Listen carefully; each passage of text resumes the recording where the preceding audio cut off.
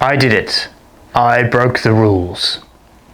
I did a week's worth of actual work with the Mitsubishi Triton, and to the Australian Motoring Journalism Association, I say thus. Remember the 5th of December. For this is the review where you'll never forget seeing a meek motoring scholar take what might have been a lazy, unladen trophy truck and make a factual report, however fleeting. A school of work and of sweat, where dirt and bloody knuckles rule, where the consumer is a pupil such as you, in need of an affordably awesome and air-conditioned capable commode, with on-road towing heft, a most high-value tool.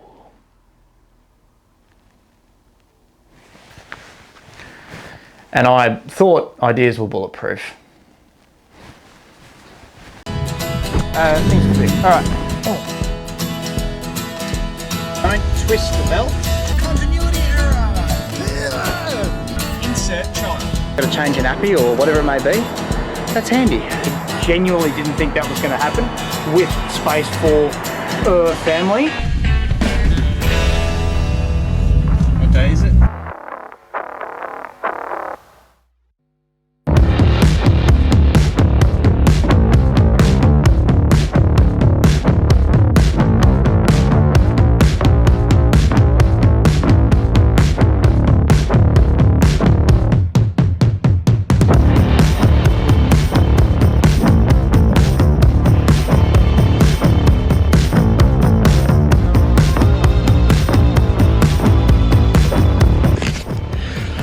Surprising benefit of the Triton here is that, well, some people think, and rightly so, that having a big gap between the tailgate and the end of the bed is a bad thing because all your stuff falls through. But when it comes to opening and closing it and keeping, crap out from in the hinges here, it's actually good to have a bit of space because everything can actually fall through rather than get caught and jammed and risk, damaging the cable here for the tail lights and just generally getting in the way. For cleanliness and, practicality, it's actually quite good. Everything drops out. Happy days.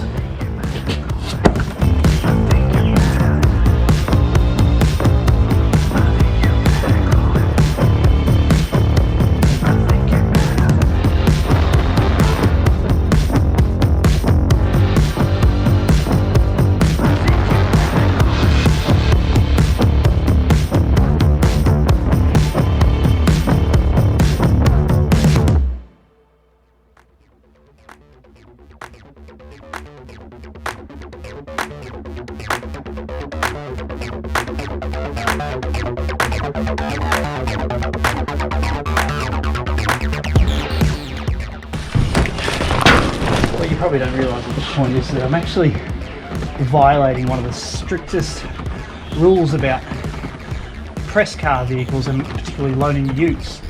According to the Australian Motoring Journalists Code of Conduct, it is actually a severely punishable offence to actually use a ute in a functional manner in reviews. So it shows you I'm going out on a limb here for you. The Triton GSR has a curb weight of 2,170 kilos and a gross vehicle mass of 3,080 kilos, meaning you get a very serious 910 kilogram payload limit. That is not to be sneezed at. Payload being, of course, not just what you put in the tray and the download you put on the tow ball, it's also you, your family and all your stuff. At roughly 68,500 drive away, that's $21,000 cheaper than a Ford Ranger Wildtrak, which is limited to a payload of just 52 kilos more than the Triton. That's 2 slabs of beer. So that's 16% less money for 94% of the capability, with 9% better fuel economy ongoing for the foreseeable future. I know the Ford Ranger is popular, 184 kilowatts, it is a towing powerhouse. You'd need to wonder if a Triton is money better spent. Just think of what you can buy with $21,000. You could finally get that jet ski.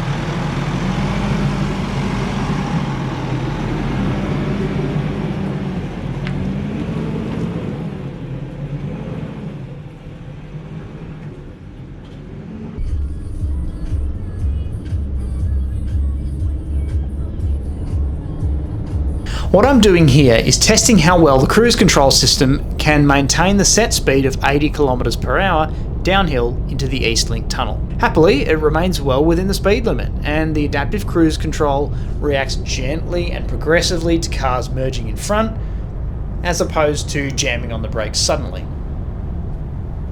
The 6-speed transmission, which is very well calibrated, then responds seamlessly to me changing lanes going uphill, but without hunting around for the right gear as the load increases heading out of the tunnel.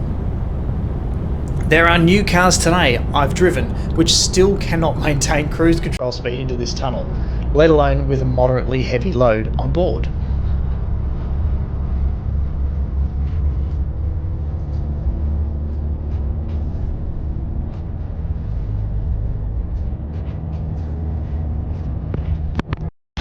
Then as I get home, I have the unenviable task of trying to manoeuvre the combination into the best position to unload into the garden to the left of screen on this camera. Triton has a wheelbase of 3.13 metres. That's just 14 centimetres shorter than the 2.7 metres on the Ranger, and it's basically the same as the BT50. Triton also has a turning circle of 12.7 metres, which is 20 centimetres less than the Ranger and 20 centimetres more than the BT50.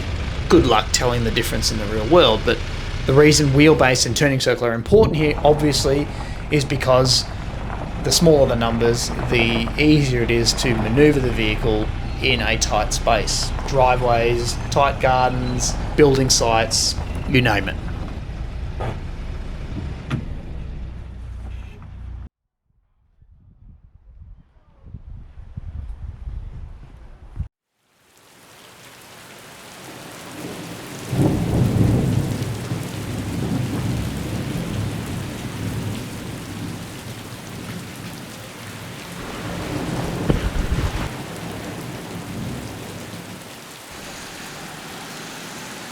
In conditions like this, you really do want to be able to manoeuvre your trailer in all-wheel drive. I'll demonstrate.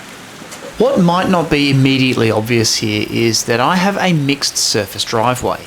There's old concrete with mossy growth on it from the winter months, there's crushed bluestone, and there's newer 4 to 5 year old concrete driveway uphill. I don't want the rear wheels ripping up the bluestone and scattering it everywhere and digging holes, and nor do I want any hesitation if I have to stop on a steep slope, either nose down or nose up. And as a tradie, you don't get to choose the driveways you go up and down, and sometimes you have no choice but to reverse out or drive out, and it's always your least preferred method that you have to commit to. Being able to stick the Triton into 4 high on any surface that isn't perfectly dry and sealed, such as mossy brick driveways or anything close to a 1 in 4 gradient, that's really useful. It's relatively easy to judge the front corner with the level of the bonnet based on the driver's seat. So where the bonnet ends for the driver is pretty much exactly where the corner is. There's a little bit of maybe 2 or 3 inches where the vehicle protrudes out. So you do have to kind of watch that, because you know, front corners are the key areas when you're reversing. But overall it's pretty close. You basically, you see the edge of the bonnet finish and you allow an extra couple of inches. So when I'm navigating this pole here, you sort of give yourself a little bit of wiggle room. What's even more helpful is being able to just flick it into 4H on the freeway at the first sign of rain below 100 kilometers per hour. Now that's especially good if you have a trailer attached and you've just had multiple days of hot weather where the oil in the road leaches out and becomes treacherous in 2-wheel drive. Worth thinking about.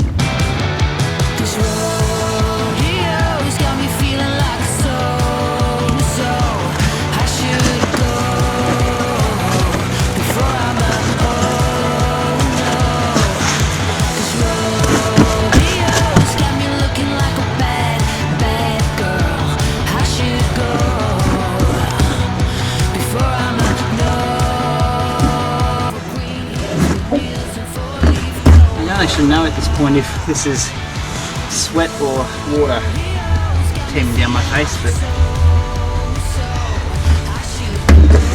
it's probably a cocktail of both, isn't it?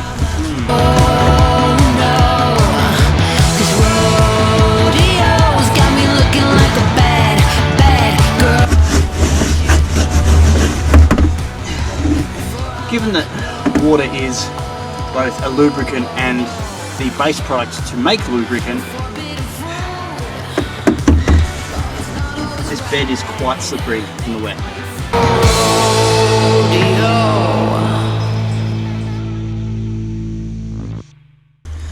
What it does mean having a non-grip tub liner is that whatever stuff you do put in the back does actually slide. You know, if you're getting heavy things on and off, the reduced coefficient of friction on here is actually going to be an asset. Do you want functionality of low friction, especially if you're getting, you know, tools and equipment and stuff in and out all the time? It's just going to reduce the load on your back. You just have to be careful, or just don't shovel a cubic metre or whatever of mulch in the bloody room. That's absolutely wrong.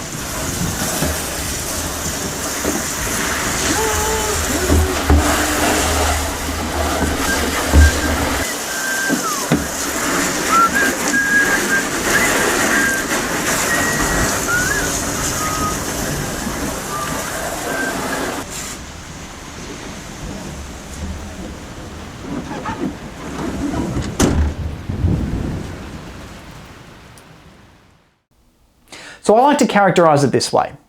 You buy the BT50 if you own the business and a small army does the actual work, and you simply have to take, from time to time, heavy stuff either in the tray or on a trailer to the job site, week to week kind of thing.